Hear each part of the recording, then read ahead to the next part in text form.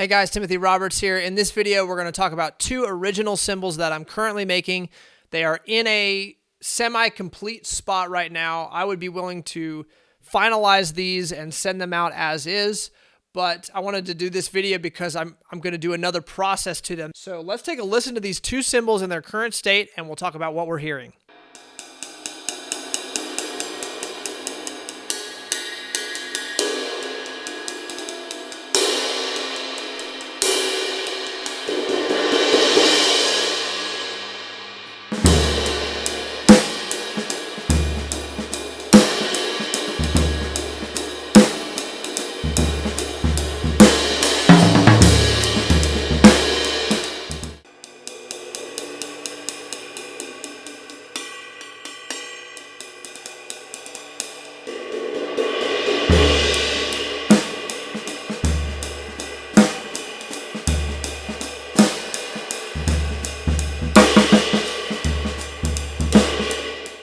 All right, so first off, we have this cymbal. This is a cymbal from my half-flat series of cymbals, which basically means they just have a very small hand-formed bell. It's basically like a mini cup, small bell. You've seen them on other cymbals from other manufacturers. Mine are a little bit smaller than the ones that are typically available. I really was trying to get as close as possible to a flat ride sound while also having a nice crash and a little bit more sustain. So currently we're at 24, between 24 and 2,500 grams on this cymbal. So we're medium thin, broaching thin for a 22 inch, and it's smooth, it's warm, it's got a nice shimmer to it, but I want this thing to have more grit. I want it to have more complexity. I want there to be a wider separation between the frequencies. I want to really add in that depth of sound that I like to talk about. And I'm going to do that via heavy hammering. So the goal is not to shave this thing super thin, because we're going to get even glassier, even more shimmery, and it's going to get kind of tinny sounding. And it'll be pretty bright too if I keep removing weight. So we're pretty close to the target weight on this cymbal. But the goal here is really add in grit and complexity. With the second cymbal that you heard, it's a 22.5 inch cymbal. It is 2,415 grams, so 2,415 grams. It's got a fully lathed underside and a Turk style top, so the unlathed crust is still there, and I've done a burnish pass on it. And this cymbal, again, it's warm. It's got a nice smoothness to it, but it doesn't have a lot of complexity, and there's not a lot of depth to the sound in its current state. I want to add in, again, just like the first one, complexity, trashiness, a little bit more grit, and a little bit more of a pointed sound with the top end. But the consequences of that depth of sound is that it's also going to have a more lush and rich low end to it. So I'm really trying to stretch apart the frequencies and make for a cymbal that's a little bit more intriguing to listen to. Now, with both of these cymbals, I'm not saying that the complex intrigue side is better than the way that they currently are. They're just different vibes. You can have a smooth, warm, lush sound, and that can be exactly what you need to accomplish the musical task that you find yourself in. Lush, warm cymbals are amazing for creating a bed of sound that kind of lives underneath the music and supports it in a really beautiful way. Whereas complex, slightly trashy, slightly more aggressive and gritty sounds can be a little bit more forward in the mix. They can kind of sit out on top. And that might be what you need for your music. So to oversimplify this, when I think of folk Americana music or country music, I'm thinking of music that has cymbals that are just really warm and lush. And like I said, they kind of sit underneath the music and support it in a really nice way. Whereas when I think about some jazz music, some hip hop, some R&B music, I think of cymbals that really cut out in front of the mix for certain musical statements. And the beauty of a complex cymbal is, depending on how you play it, you can actually play it to sit below the mix and kind of sit in a way that's sort of like a warm, lush cymbal, but then it has the ability to jump out in front and really make those strong musical statements that complex cymbals can make. So let's head out to my shop, and I'm going to just swing a huge, heavy hammer into these cymbals and create this surface topography, and then I'm going to let them sit for a few days to rest, and then we'll do the before and after clips, and you guys can let me know which vibe is the vibe that speaks to you. All right, so here I am with the 22.5 cymbal. I'm going to do a little chalk mark right here, just to give myself a starting point. I'm going to work in a circular manner, and I'm going to be swinging this hammer super, super hard. This is my 2-pound Turkish hammer. This is the kind of hammer that the guys in Turkey use all the time, and I'm looking to create a similar distance between each of my strike and just get all the way around the cymbal. And I'm really using a lot of force for a really noticeable deformation of the bronze. So now I'm going for my second row, and what I'm going to be doing is going below, or actually above. I'm going to be going above, and I'm aiming in between the strikes in the ring below it. So I'm kind of creating this interwoven hammering pattern to the metal where it's almost like a zigzag pattern when it's done. So now I'm going below my original ring and doing the exact same thing. So these hammer strikes are actually in line with the ring above that first ring that I did. Again, I'm just using tons of force. And what this is doing too that's super interesting is this kind of hammering at the lower portions of the cymbal can actually, depending on a few things, it can actually reinforce what's happening up near the bell. So if I have some issues with slight softness up near the bell, this heavy hammering down below at the bottom of the cymbal will reinforce that. Now I'm putting it down on the shop floor, and it's a mostly flat surface. There are a lot of cymbal smiths that have a perfectly true surface, but I just basically put it on the concrete floor of my shop and just press around to make sure there's nothing really soft that's wanting to dip in and out. And now I'm going to do the underside. So just like how I interlace the hammering on top, I'm interlacing it on the bottom. I really do not want to strike directly over the hammer strike I did on the top surface, because that can risk overstretching the metal and risk cracking. So there's quite a bit of commitment that I have to have when I'm going for these types of strikes. You can also tell I'm not swinging the hammer near as hard. That's just a preference, a choice for this type of cymbal, given the fact that I don't want to create too much height and curvature out near the edge of the cymbal, because that can cause the area up near the bell to really flatten out. And that is typically when you get hums, weird tones, and just an overall kind of muddy, ugly sounding cymbal. So I'm basically going in between all 3 rows that I had. I'm going in between those rows just to interlace it, interweave the hammering so that we have a somewhat uniform but still somewhat random because of just the humanity of this process. I'm not a machine, so I can't do perfect strikes. I've got pretty good aim, but I'm not perfect. So now I'm going up above the rings that I did on top, and I'm getting up near the bell. And so what I'm doing here is I'm really trying to create strength up near the bell so we don't have a flat portion up near the bell. So I'm checking the profile there to see, just to make sure it is what I want it to be. And because I was swinging the hammer harder when I was working on the top, I was really putting a lot of stiffness and tension in the top. And so I knew that to compensate, I could actually hammer the underside up near the bell, and all of that work I put in the top would actually, that would reinforce what I was doing on the underside, and I wouldn't be really detuning or deforming the metal. I would really be kind of fine-tuning it and dialing it, balancing it well so that we have a uniform shape that that doesn't have any dips or soft spots. All right, so now the half flat, I'm going to do the same exact thing. With this one, I'm not going as heavy with my initial strikes. It might look like I'm doing about the same amount of force, but I am doing a little bit less, mainly because this is a fully lathed cymbal.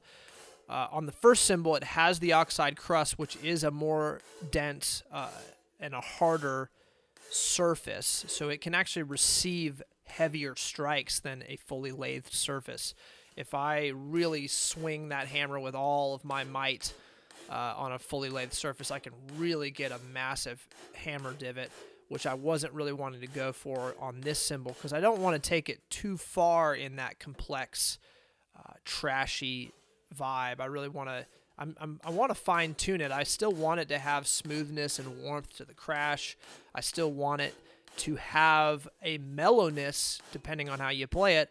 But I'm like I said before, I'm really just trying to bring in more complexity, but I'm not trying to go all the way. I don't want this to sound like a China cymbal. I don't want this to sound like an effects cymbal with a bunch of holes in it, kind of a white noise machine. I'm not looking for that. I'm looking for a refined instrument. So now we're onto the underside. I'm just marking it out, scoping out things, making sure I'm where I need to be, and just interlacing between the hammering I did on top. And this kind of top and bottom work, it needs to be checked, but it is kind of, because I'm doing pretty much equal amounts of work on the top and the bottom. I'm not really like tipping the scales too far in one direction or the other. I'm really making sure to keep a somewhat uniform amount of work both on the top and the bottom, so that I don't tip the scales and have it be really soft at one point, or even deform the bronze to where the profile doesn't sit flat. You see I'm checking the profile there. I'm popping it on the floor. I'm testing around, and you can't really see, but I pressed in an area down low that dipped in and out. And so I see I'm pressing it onto the anvil to see where it was, and I'm just adding a couple extra strikes to reinforce that area that wanted to be soft. Now I'm going around again, and I think I remember, I find another one. I find another little soft spot there, and I'm just kind of checking it, and I'm just doing a couple strikes. And actually I found that there was a kind of a band that was a little bit unworked, and I just decided to go all the way around. Oftentimes you can hammer on one area that's kind of dipping, and if you don't make sure to compensate well, you can just kind of move that soft spot around the cymbal and put it somewhere else. This is where a lot of mass manufactured cymbals can be underworked and really just not really balanced well. So they've got a ton of guys hammering on one cymbal, and they just kind of throw it to the next guy who does the same, copy and paste process on it. So this method, my method for doing cymbals, the method that a lot of independents use, we're really checking every aspect of the cymbal to make sure it's in tune with itself, because that's hugely important. If you have a cymbal that's got hums, or it's got kind of an unfocused, mid-rangey kind of sound, it probably has some softness in it. You can put it on the floor of your garage or a somewhat uniform floor and just press around the cymbal, especially if it's a thinner cymbal. You might even notice areas where it wants to dip and kind of like press in, and it's softer than other parts of the cymbal in the same band. So that's the second cymbal, and the hammering now is done. This is the complexity hammering that I do. This cymbal right here, you can see, is pretty tall, which tall profile cymbals have a vibe for sure. But that's basically it. Let's move on to the after clips.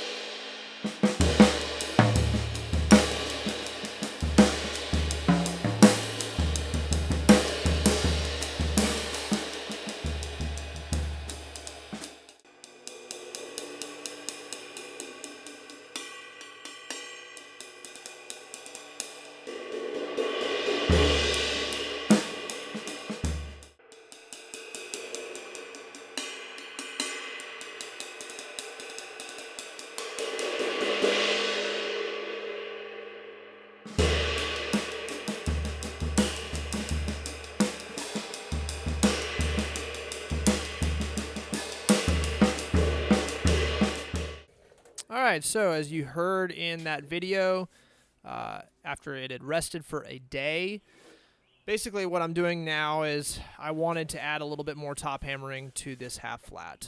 The reason being I was looking for a little bit more complexity than I was getting, and I'm also thinking ahead to sort of think about once I've lathed it, which I'm going to show in just a minute here. But really there were some blank areas where I'm just going around and just kind of filling in the gaps with hammering with my big Turkish hammer. Again, that hammer is very heavy. It's 2 pounds, and it has a fairly small face. So a lot of that energy from me swinging the hammer is being driven into a very small surface area. If the hammer was a lot wider, if it had a bigger surface area, then that energy would be dispersed, and I'd have to swing it a lot harder to get the type of divots that I'm looking for. So I filled in some area down below, and as you can see, I'm going around and filling in some areas a little bit higher up the cymbal. You might have noticed too that my stroke was a lot lower, so I wasn't slinging the hammer near as hard. And you can see, if you look really close, you saw there as I was pressing around halfway up the bow that it was sort of dipping a little bit. Yeah, you see I just pushed it in. And so I'm going to go on the underside and just fill in that area that was kind of wanting to dip in, because I don't have to play it. I can know that little area that dips is going to be kind of hummy, and it's going to have some tones that might not be super pleasant to listen to. So I'm going in and just very targeted strikes in between that hammering, right in that section. And I'm going to go around a second time from my chalk mark, going up a little bit higher. Again, just weaving that hammering in between what I've already done. I really don't want to strike right on top of a strike that I did from the opposite side, because that can cause issues. So I'm going to put it back on the floor, press around, and all that looseness that was happening is gone. So that is done. So next up is going to be the lathing of that cymbal. So you can see now that's the hammering that I've done to add complexity. It's kind of a top and bottom weave. So let's head over to the lathe and shave some weight off to kind of smooth things out, finalize this cymbal. All right, so as you can see, I'm typing in the RPMs on my lathe. I've put the cymbal, this is the underside of the cymbal. I'm going to be doing some lathing. Now, what I've done here is I've already added the taper that I want. Now, the taper is the degree to which the bronze thins out towards the edge, and this is what gives you a nice crash that opens up with ease and doesn't feel super clunky. So because this cymbal already has the taper into it, I'm not trying to add more of a taper. I don't want it to be razor thin at the edge. So I'm doing these very even lathe passes up and down the cymbal. You can see I'm removing a good amount of weight. I'm not trying to remove mild amounts, and so I usually just duck my head down and kind of see what we have going on, and then you can use the little lathe hay there to clear out dust from in the grooves. And I'm going to grab some sandpaper and do the edge. When you're lathing a cymbal, it's very, very often you just create a razor edge at the edge of the cymbal as you're kind of lathing off of the edge. And so I've cut my fingers many times, and I've learned to be careful. So you use a heavier grit sandpaper to get the bulk of the knife edge off, and then you use an abrasive pad just to fine polish it.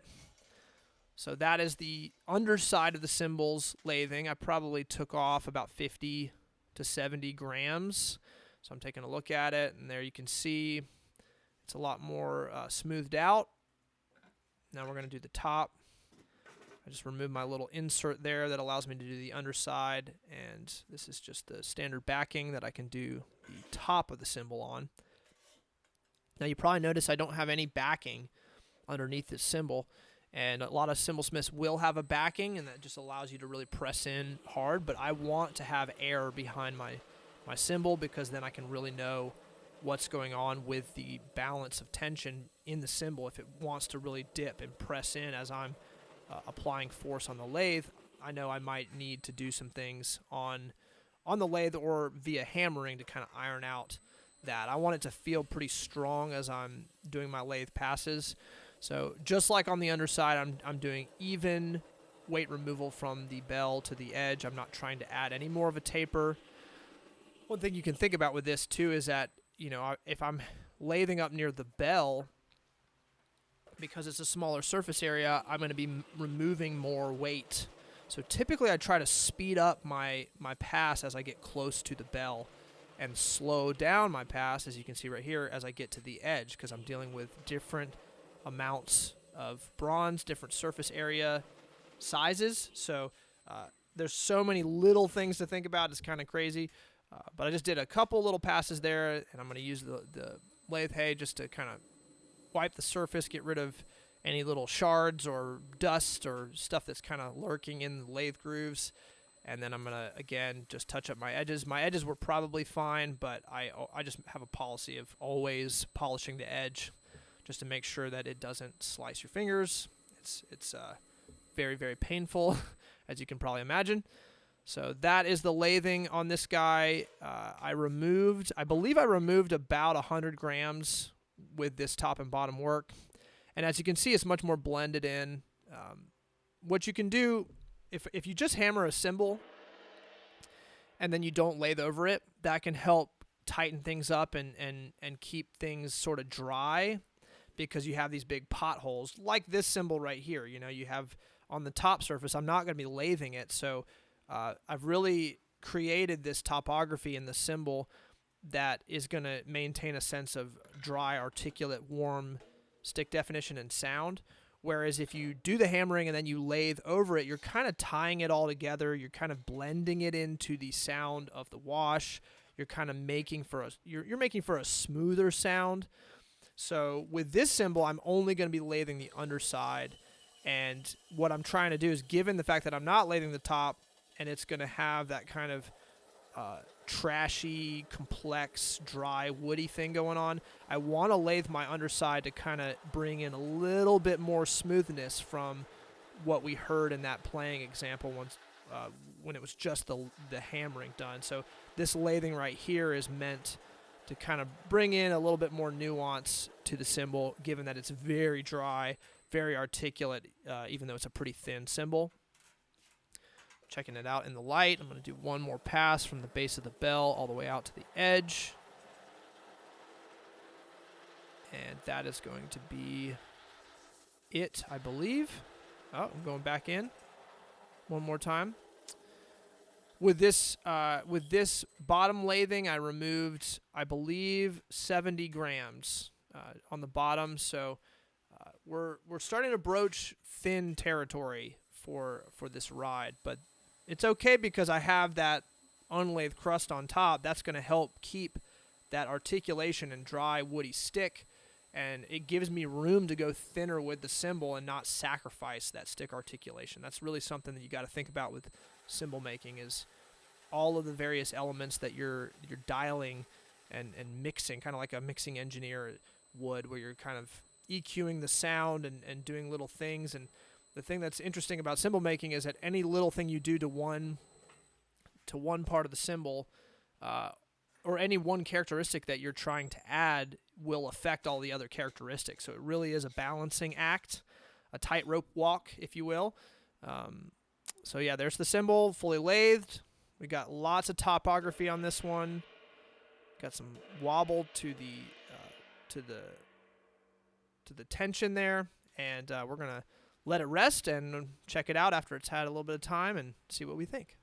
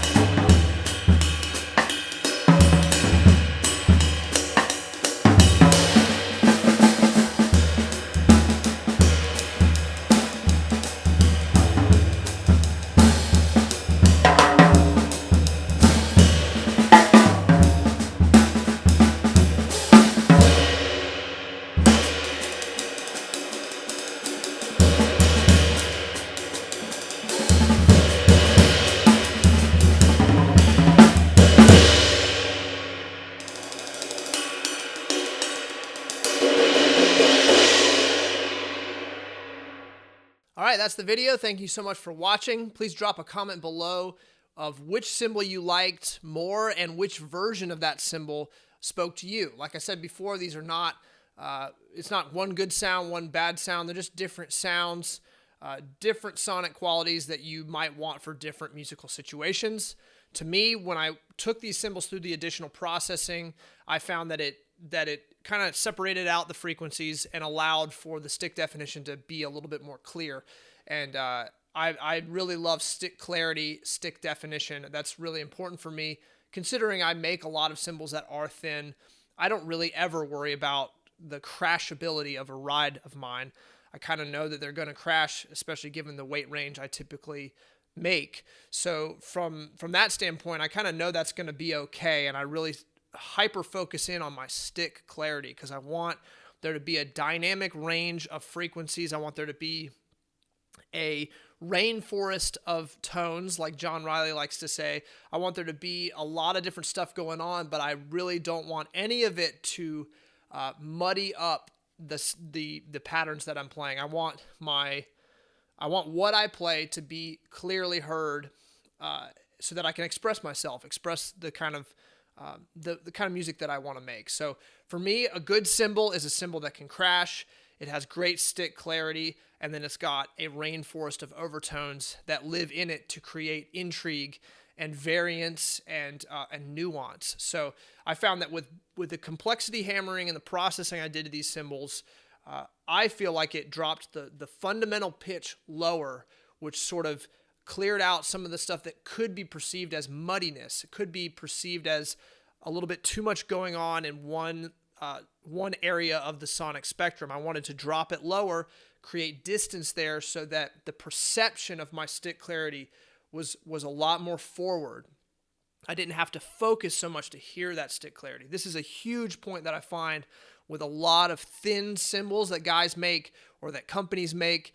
Oftentimes really thin cymbals or even medium thin cymbals can feel a little bit muddy, and that stick definition isn't so clear, which makes it difficult to take into various musical situations and have that cymbal do the job that you need it to do.